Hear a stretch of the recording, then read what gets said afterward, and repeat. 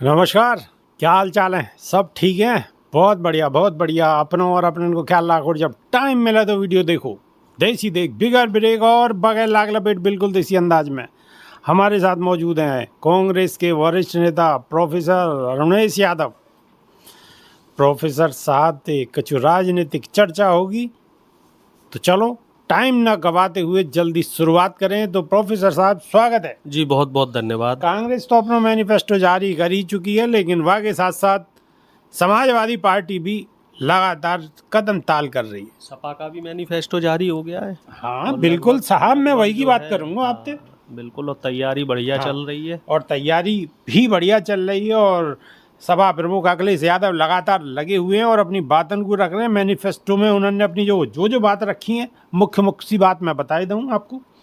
निजी क्षेत्र में सभी वर्गन को भागीदारी देंगे, दूध समेत सभी फसलन की एमएसपी देंगे और कानूनी गारंटी के रूप में किसानन को एमएसपी देंगे। किसानन के नहीं सिंचाई व्यवस्था मुफ्त करेंगे और किसानन के कर्ज माफ़ करे जाएंगे।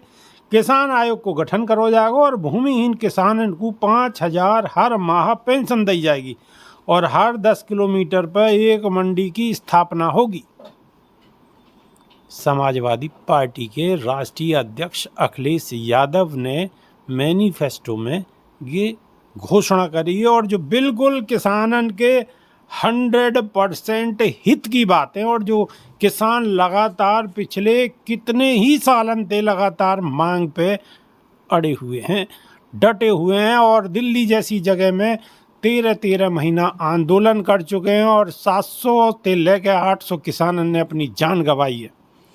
और यही दौरान में भी किसानों ने ज़बरदस्त आंदोलन करो। हालांकि बाद में इलेक्शन आने के दौरान में कहीं ना कहीं वो आंदोलन ने शांति बरती और लगातार किसान अब भी आंदोलित ही है, अपनी अपनी घर पे और अपने अपने गांव में और अपनी अपनी जगह पे लगातार अब भी वो एक तरीक़ा से आंदोलन ही कर रहे हैं।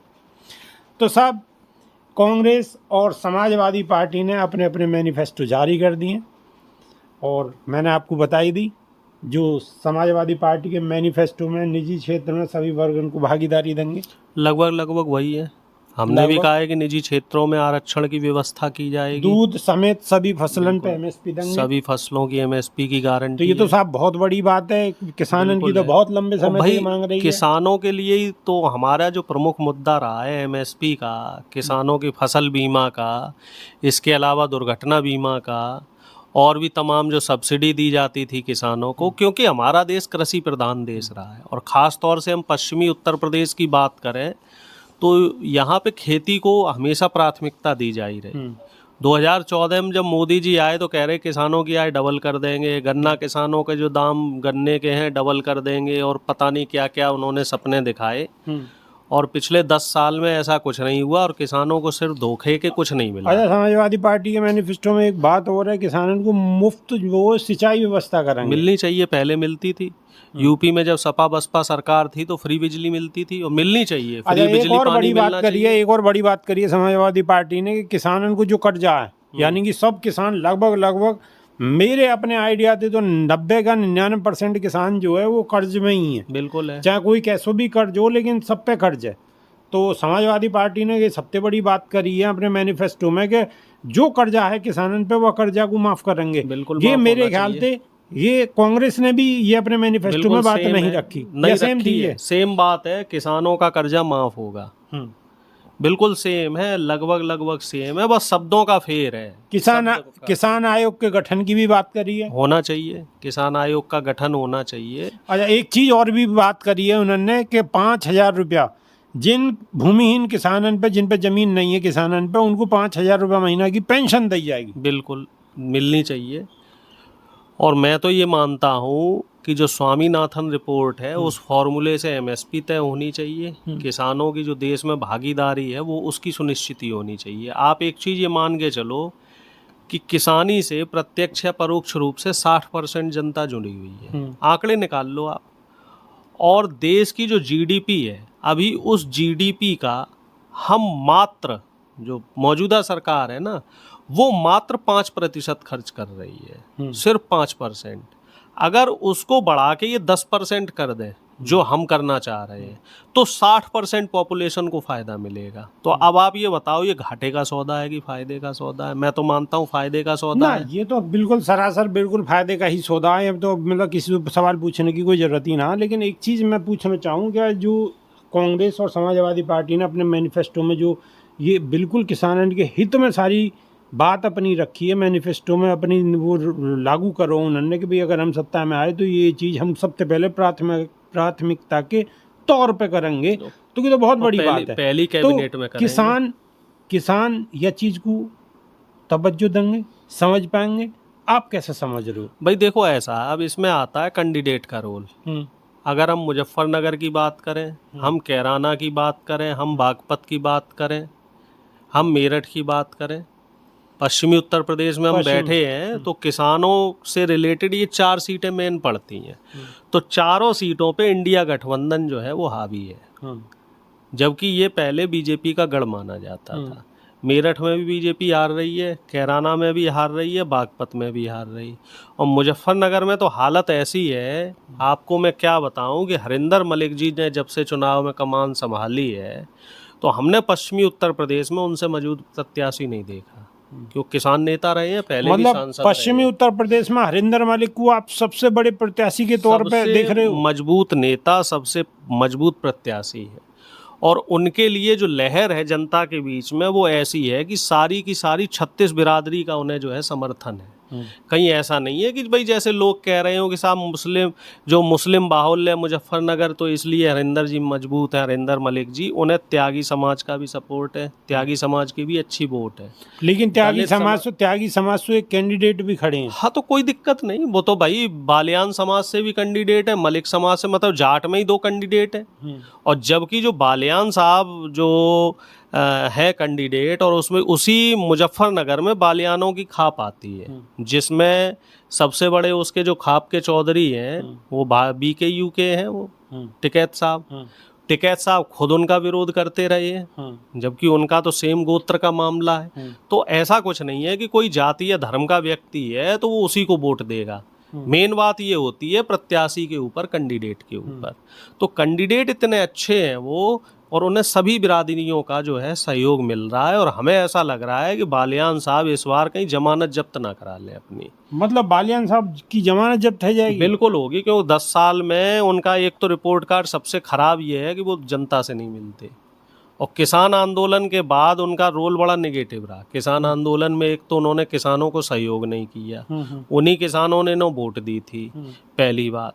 और दूसरी बात यह है कि वहीं उसी क्षेत्र के एक मजबूत नेता हैं संगीत सोम, जो कि छत्री बिरादरी से आते हैं, और उनके और बालियान जी के बीच का जो मनमुटाव है वो अब मीडिया में खुल के आ गया है। अच्छा। उनका एक वीडियो भी वायरल हो रहा है जिसमें संगीत सोम साफ कहते आ रहे हैं कि बालियान साहब का जो स्तर है वो ऐसा नहीं कि वो मेरे से बात कर सकें या मेरे बारे में कुछ कह सकें। मैं बालियान जैसे लोगों के लिए प्रचार नहीं करूँगा।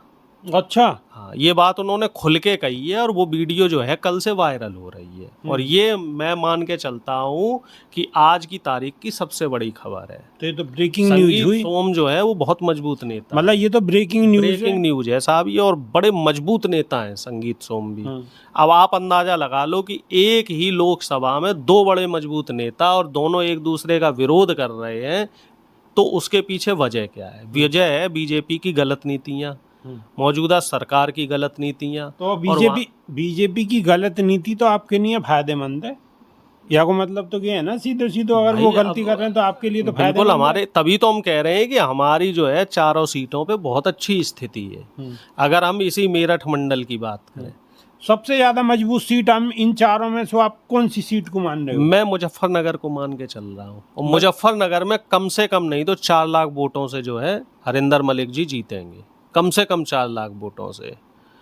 जो हार जीत का अंतर है वो 4 लाख वोटों का रहेगा। दर्शकों, फैसला तो जनता जनार्दन ही करेगी, लेकिन प्रोफेसर साहब भी बहुत ही बड़ी बात कह रहे हैं कि जो अंतर होगा जीत को वो 4 लाख को होगा, यानी कि हरिंदर मलिक 4 लाख वोटन ते कम जीतेंगे। आप जनता के बीच में जाके बात करो, लोग वहाँ पे हरिंदर मलिक जी की बात कर रहे हैं, और सारे के सारे लोग, चाहे वो सपा के लोग हों, बसपा के लोग हों और भीतर खाने बीजेपी के लोग, वो चूंकि मजबूरी है भाई, पार्टी से बंधे हुए हैं तो खुल के नहीं बोल सकते, लेकिन वो भीतर खाने यूं कह रहे हैं कि हाँ भाई हम वोट इन्हीं को देंगे। आपने कही बसपा के लोग हों, आपने बसपा को नाम लियो। हाँ, बसपा वाले लोग भी उन्हें पसंद करते हैं, क्योंकि वो जब सांसद रहे तो उन्होंने ये नहीं देखा कि ये सामने वाला जो कैंडिडेट है वो किस पार्टी का है।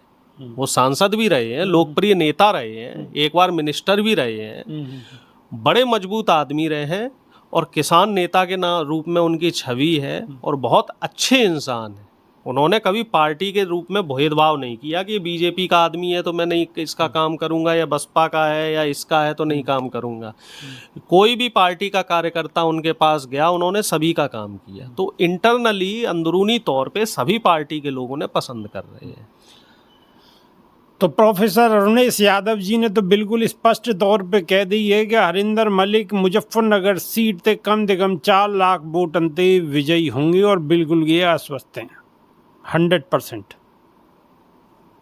डॉक्टर साहब को कहना अब ये चीज़ भी आने वाले वक्त में ही क्लियर होगी कि 4 लाख वोट अंते विजयी होंगे या 5 लाख ते होंगे।